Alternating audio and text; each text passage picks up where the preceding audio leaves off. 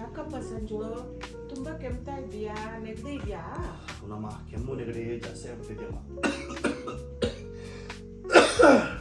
ನಾನು ಒಣ್ಣಿನಿಂದ ಒಂದು ರೆಸಿಪಿ ಮಾಡ್ಕೊಡ್ತೀನಿ ಕಣೋ. ಅದು ತಕ್ಷಣ ನಿಮ್ಗೆ ರಿಲೀಫ್ ಆಗುತ್ತೆ. ಮಾಡ್ಕೊಡ್ಲಾ? ನಾನು ಹೇಳ್ದೆ ಅಲ್ಲ ಒಣಮೀನಿನ ರೆಸಿಪಿ ಅಂತ.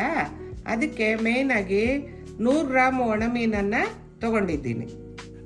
ಆಮೇಲೆ ಒಣಗಿದ ಕೊಬ್ಬರಿ ಪುಡಿ, ಆಮೇಲೆ ಹುಣಸೆ ರಸ, ಆಮೇಲೆ ಧನಿಯಾ ಪುಡಿ, ಅರಿಶಿಣ ಪುಡಿ, ಖಾರದ ಪುಡಿ, ಜೀರಿಗೆ ಪುಡಿ, ಒಣಮೆಣಸಿನ ಪುಡಿ, ಮತ್ತು ಜಜ್ಜಿದ ಬೆಳ್ಳುಳ್ಳಿ, ಈರುಳ್ಳಿ, ಟೊಮೆಟೊ, ಉಪ್ಪು.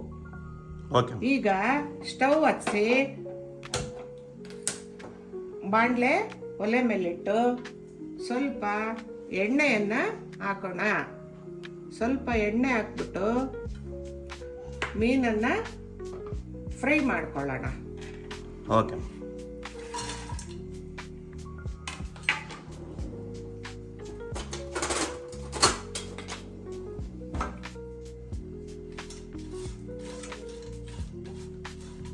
ಎಷ್ಟೊತ್ತು ಫ್ರೈ ಆಗಬೇಕಮ್ಮ ಇದು? ಇದು ಒಂದು 5 ನಿಮಿಷ ಚೆನ್ನಾಗಿ ಫ್ರೈ ಆಗಬೇಕು.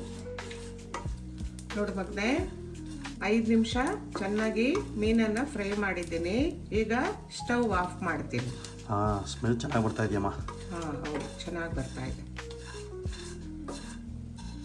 ನೋಡಿ ಮಗನೆ, ಈಗ ಇದನ್ನ ತಲೆ ಎಲ್ಲನೂ ನಾವು ಸಪ್ರೇಟ್ ಮಾಡ್ಕೊಬೇಕು. ಓಕೆ. ಯಾಕೆ ಅಂದರೆ ತಲೆಯಲ್ಲಿ ಮಣ್ಣು ಜಾಸ್ತಿ ಇರುತ್ತೆ. ನೋಡಿ ಈ ಥರ ತಲೆನ ಸಪ್ರೇಟ್ ಮಾಡ್ಕೊಬೇಕು. ಬಿಡಿಸ್ಕೊಂಡು ಎಲ್ಲ ಮೀನನ್ನು ಈ ಥರ ಸಪ್ರೇಟ್ ಮಾಡ್ಕೋಬೇಕು, ತಲೆ ಬಿಡಿಸಿ. ನೋಡಪ್ಪ, ಈ ಒಣ ಮೀನಲ್ಲಿ ತಲೆಗಳನ್ನೆಲ್ಲ ಸಪ್ರೇಟ್ ಮಾಡಿದ್ದೀನಿ. ಈಗ ಈ ತಲೆಗಳನ್ನ ಬೇರೆ ಪ್ಲೇಟ್ಗೆ ಹಾಕ್ಬಿಡ್ತೀನಿ. ಓಕೆ. ಸ್ಟವ್ ಹಚ್ತಾ ಇದ್ದೀನಿ. ಸ್ಟವ್ ಹಚ್ಚಿಸಿ ಒಂದು ಬಾಣಲೆಯನ್ನ ಸ್ಟವ್ ಮೇಲೆ ಇಡ್ತಾ ಇದ್ದೀನಿ. ಈಗ ಬಾಣಲೆ ಕಾದ್ಮೇಲೆ ಅದಕ್ಕೆ ಸ್ವಲ್ಪ ಎಣ್ಣೆಯನ್ನ ಹಾಕ್ತಾ ಇದ್ದೀನಿ. ಒಂದು 2 ಸ್ಪೂನ್ ಆಗಷ್ಟು ಎಣ್ಣೆಯನ್ನ ಹಾಕ್ತಾ ಇದ್ದೀನಿ. ಎಣ್ಣೆ ಸ್ವಲ್ಪ ಚೆನ್ನಾಗಿ ಕಾಯಲಿ. ನೋಡಪ್ಪ, ಎಣ್ಣೆ ಚೆನ್ನಾಗಿ ಕಾದಿದೆ. ಈಗ ನಾನು ಜಜ್ಜಿರುವಂಥ ಬೆಳ್ಳುಳ್ಳಿಯನ್ನ ಹಾಕ್ತಾ ಇದ್ದೀನಿ.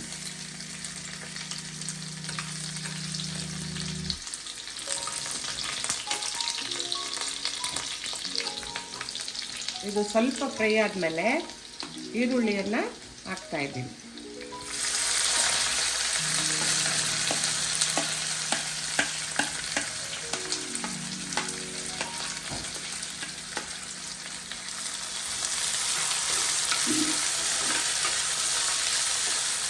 ಇದು ಚೆನ್ನಾಗಿ ಫ್ರೈ ಆಗಬೇಕಮ್ಮ. ಸ್ವಲ್ಪ ಗೋಲ್ಡನ್ ಕಲರ್ ಬರಬೇಕು ಈರುಳ್ಳಿ ಚೂರು.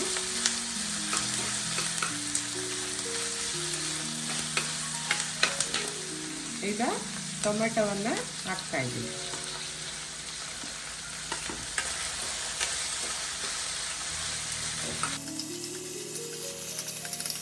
ನೆಕ್ಸ್ಟು ಇಲ್ಲಿ 1 ಸ್ಪೂನ್ ಖಾರದ ಪುಡಿ, ಒಂದು ಅರ್ಧ ಸ್ಪೂನು ಜೀರಾ ಪೌಡ್ರು, ಒಂದು 1/4 ಸ್ಪೂನು ಪೆಪ್ಪರ್ ಪೌಡ್ರ್ ತಗೊಂಡಿದ್ದೀನಿ. ಇದನ್ನ ಒಮ್ಮೆಲೆ ಹಾಕ್ತಾ ಇದ್ದೀನಿ.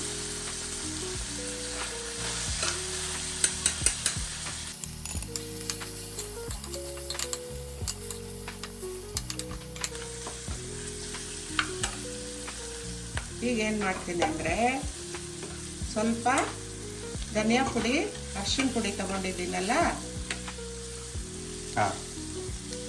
ಇದನ್ನ ಇದಕ್ಕೆ ಸೇರಿಸ್ತಾ ಇದ್ದೀನಿ.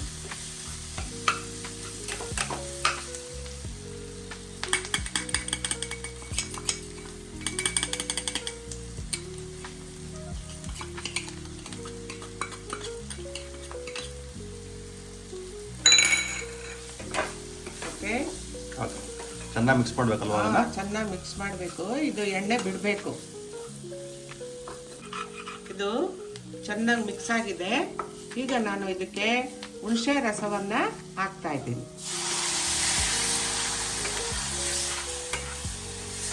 ರಸ ಹಾಕಿ ಚೆನ್ನಾಗಿ ಮಿಕ್ಸ್ ಮಾಡ್ತಾ ಇದ್ದೀನಿ. ಇದು ಇನ್ನೊಂದೆರಡು ನಿಮಿಷ ಚೆನ್ನಾಗಿ ಬಾಯ್ಲ್ ಆಗಲಿ. ಅಲ್ಲಿಗೆ ನಾನು ಮೀನನ್ನು ತೊಳ್ಕೊಳ್ತೀನಿ. ನೀರು ಹಾಕ್ತಾ ಇದ್ದೀನಿ. ಮೀನನ್ನು ಒಂದ್ಸಾರಿ ವಾಶ್ ಮಾಡ್ಕೊತೀನಿ.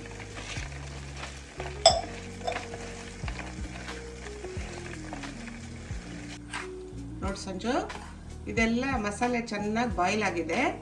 ಇವಾಗ ತೊಳೆದಿರುವಂಥ ಒಣಮೀನನ್ನು ಹಾಕ್ತಾ ಇದ್ದೀನಿ.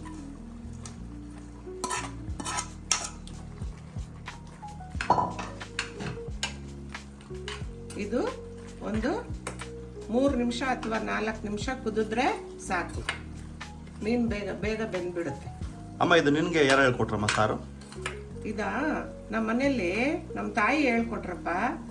ಇದು ಕೆಮ್ಮು, ನೆಗಡಿ, ಕಫ ಏನಾದ್ರೂ ಬಂದ್ರೆ ಮಕ್ಕಳಿಗೆ ನಮ್ಮಮ್ಮ ಇದನ್ನ ತಕ್ಷಣ ತರಿಸ್ಬಿಟ್ಟು ಸೂಪು, ಆಮೇಲೆ ಸಾಂಬಾರು, ಈ ರೀತಿ ಗ್ರೇವಿ ಎಲ್ಲ 1-2-3 ದಿನ ಮಾಡಿಕೊಟ್ರೆ ಕೆಮ್ಮು, ನೆಗಡಿ ಮಂಗಮಾಯ ಆಗ್ಬಿಡ್ತಿತ್ತು ಕಣೋ. ಮತ್ತೆ ಇದರಲ್ಲಿ ಕ್ಯಾಲ್ಸಿಯಂ ಇದೆ, ಕಬ್ಬಿಣಾಂಶ ಇದೆ.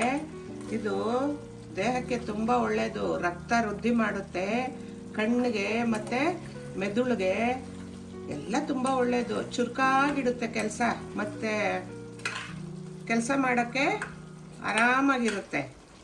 ಮತ್ತು ಇದನ್ನು ನಾವು ಊಟದ ಜೊತೆ, ಅನ್ನದ ಜೊತೆ, ಮುದ್ದೆ ಜೊತೆ ರುಚಿ ಹೆಚ್ಚಿಸುತ್ತೆ. ತಿಂದರೆ ಇನ್ನೂ ಸ್ವಲ್ಪ ತಿನ್ನಬೇಕು ಅನಿಸುತ್ತೆ.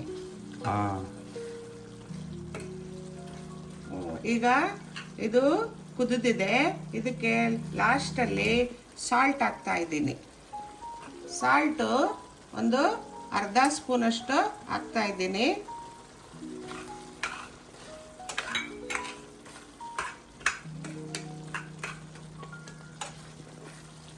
ಆಮೇಲೆ ಒಣಗಿದ ಕೊಬ್ಬರಿಯನ್ನು ಇಟ್ಕೊಂಡಿದ್ದೀನಿ. ಇದು ಲಾಸ್ಟಲ್ಲಿ ಫೈನಲ್ ಆಗಿ ಹಾಕ್ತಾ ಇದ್ದೀನಿ.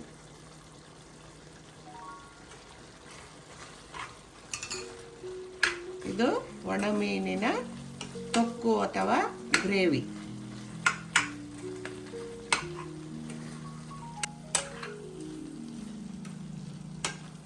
ನೋಡಪ್ಪ, ಇದು ರೆಡಿ ಆಗಿದೆ. ಕಡಿಮೆ ಊರಿಲ್ಲಿ ಇದು 1-2 ನಿಮಿಷ ಬಾಯ್ಲ್ ಆಗಲಿ. ಇದ್ರ ಮೇಲೆ ಒಂದು ಮುಚ್ಚಳವನ್ನು ಮುಚ್ಚಿಟ್ಟಿದ್ದೆ.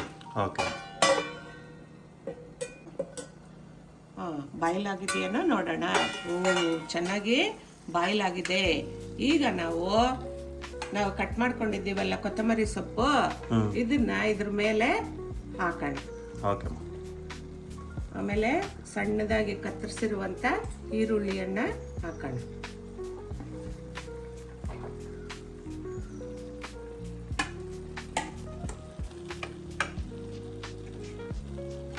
ಒಣಮೀನಿನ ತೊಕ್ಕು ರೆಡಿ. ನೋಡಿ ಬಂದೆ, ಇದು ರೆಡಿ ಆಗಿದೆ. ಇದನ್ನ ಈಗ ಒಂದು ಬಟ್ಲಿಗೆ ಹಾಕೊಳ್ತಾ ಇದ್ದೀನಿ.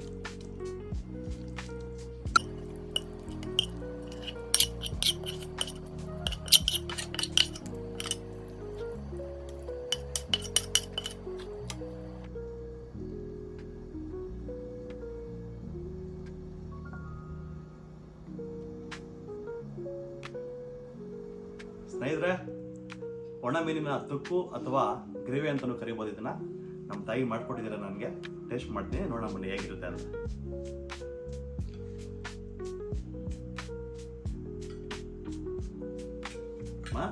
ಟೇಸ್ಟ್ ಮಾಡ್ಲಾ?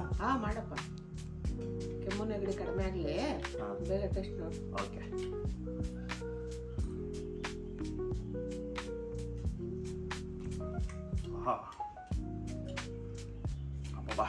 ಸಕ್ಕತ್ತಾಗಿದೆ ಫ್ರೆಂಡ್ಸ್.